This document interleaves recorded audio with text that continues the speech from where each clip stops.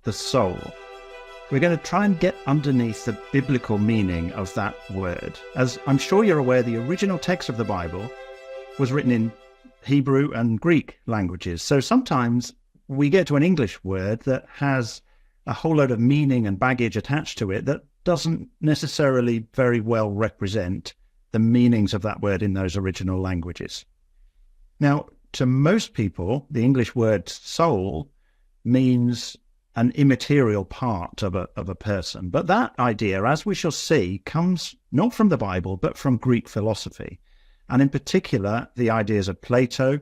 And he expressed a sort of a dualistic view in which a soul is separate from the body, it's trapped in the body, and then it's released at death. And you can see how that is similar to what many Christians might think of as the soul.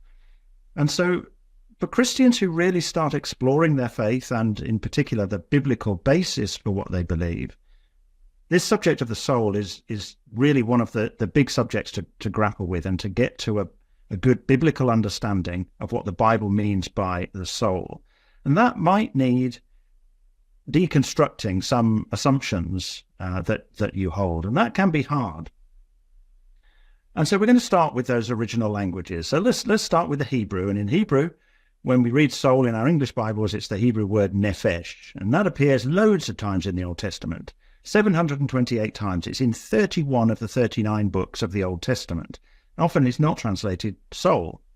And when we look up the meaning of that word in a Bible dictionary, a lexicon, it starts off with a basic meaning that it's to do with the throat or the neck or breathing.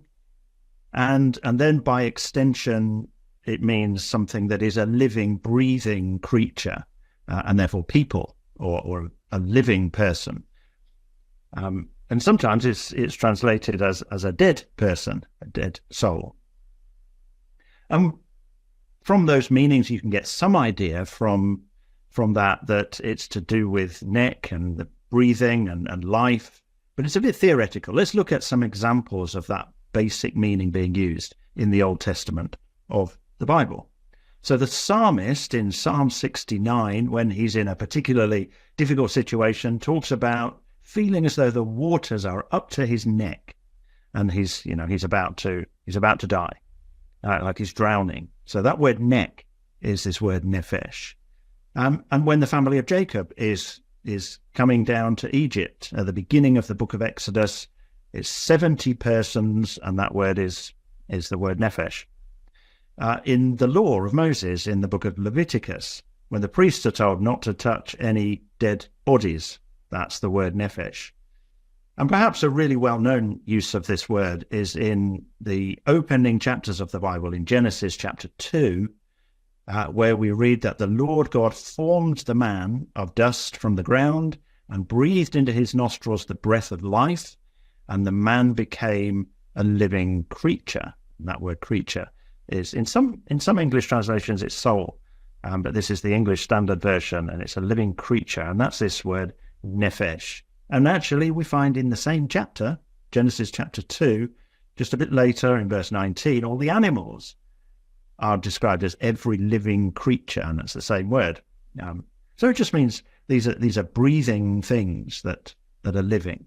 So that basic meaning of the word nephesh in the Old Testament, in the Hebrew, doesn't at all mean anything like an immaterial part of a person, but it's actually more talking about the whole creature or the whole person.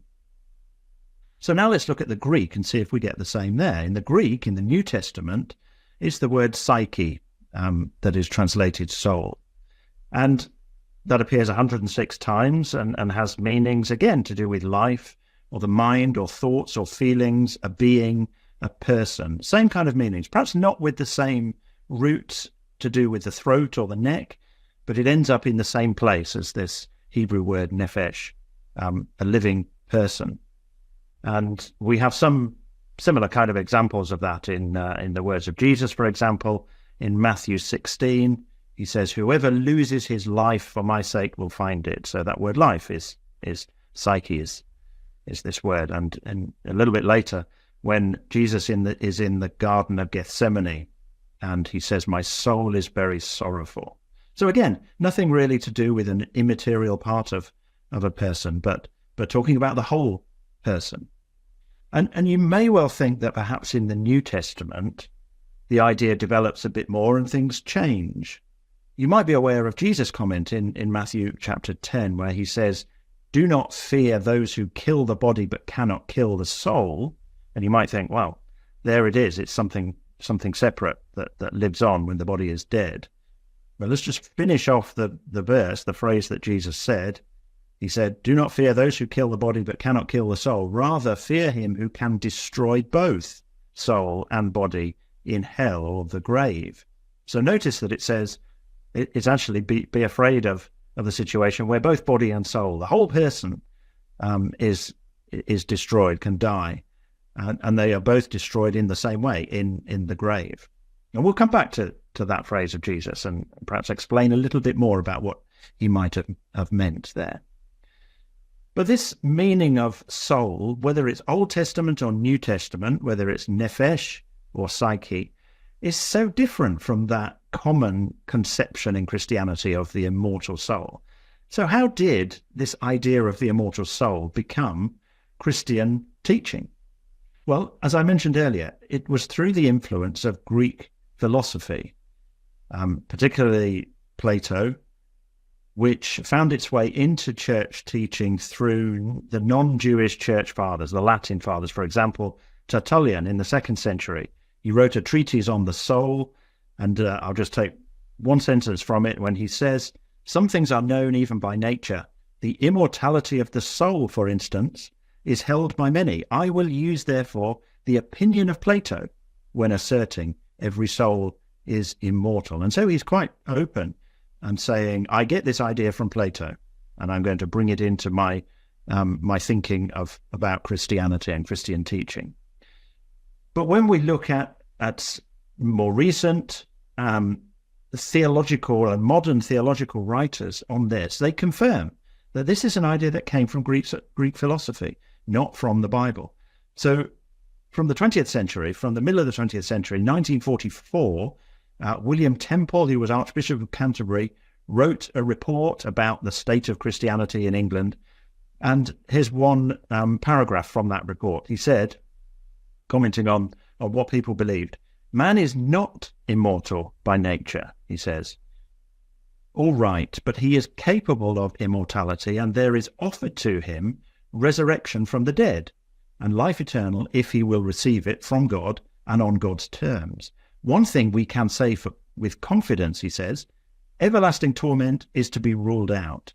If men had not imported the Greek and unbiblical notion of the natural indestruction of the individual soul, the immortal soul, and then read the New Testament with that already in their minds, they would have drawn from it a belief not in everlasting torment, but in annihilation." So that's the Archbishop of Canterbury in 1944. Coming a bit more recent into the 21st century, we have people like Tim Mackey, Professor Tim Mackey, who produced a lot of the Bible Project material. He says about this word soul, he says, "The English word soul comes with lots of baggage from ancient Greek philosophy. It's the idea that the soul is a non-physical, immortal essence of a person that's contained or trapped in their body to be released at death. It's a ghost in the machine kind of idea. This notion," he says, "is totally foreign to the Bible. It's not at all what nephesh means in biblical Hebrew." And along a similar vein, Tom Wright, in his book Surprised by Hope, says this, asking the question, do we have immortal souls? And if so, what are they? Again, much Christian and sub-Christian tradition has assumed that we all do indeed have souls that need saving, that the soul, if saved, will be part of us that goes to heaven when we die. All this, however, finds minimal support in the New Testament, including the teaching of Jesus, where the soul, though rare, reflects, when it does occur, underlying Hebrew or Aramaic words that refer not to a disembodied entity hidden within the outer shell of the disposable body, but rather to what we would call the whole person or personality. And then just a final quote from the New Catholic Reporter from a Catholic magazine, newspaper, in an article entitled, "It's Time for Christianity to Re-emphasize the Resurrection of the Body." And I'll just take just a couple of sentences from that article where it says, "To the surprise of some of its adherents, Christianity does not teach that each of us has an immortal soul. That instead is an old Greek idea, one that from time to time has weaseled its way into Christian thinking."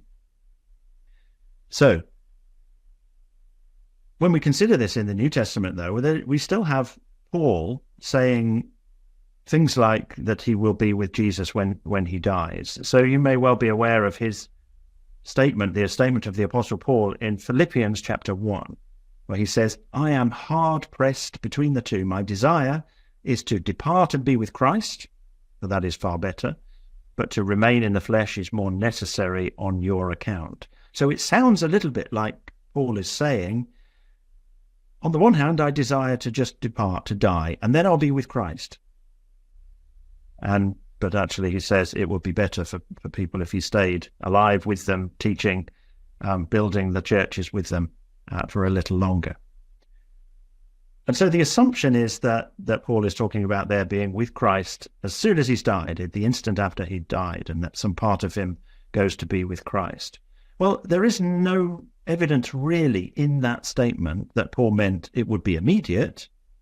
And actually, when we read it in the context of what Paul says in this letter, so in Philippians in chapter 3, a little later in the letter, he says that he may know Jesus and the power of his resurrection and may share his sufferings, becoming like him in his death, that by any means possible I may attain the resurrection from the dead. So when he talks explicitly about the hope that he's looking for, it's the resurrection from the dead. It isn't the departure of some immaterial part of him to be with Christ. It is resurrection from the dead.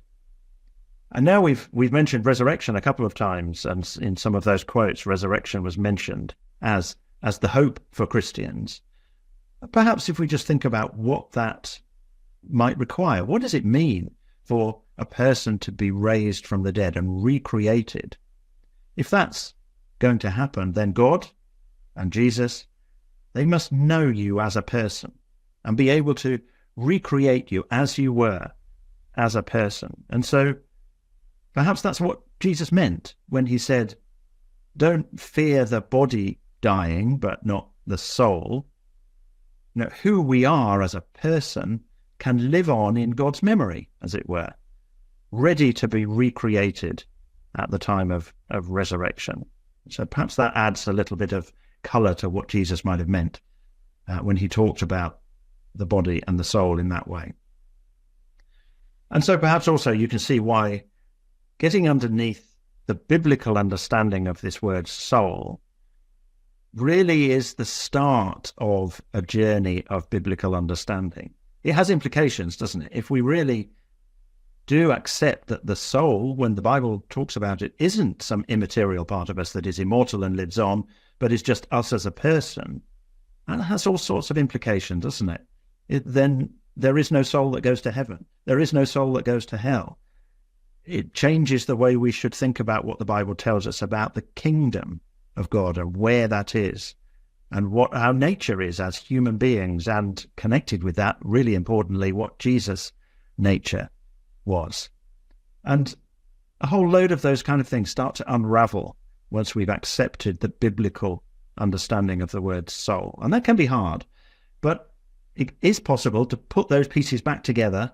And many of these videos, these Gospel Online videos, will help you do that with different subjects.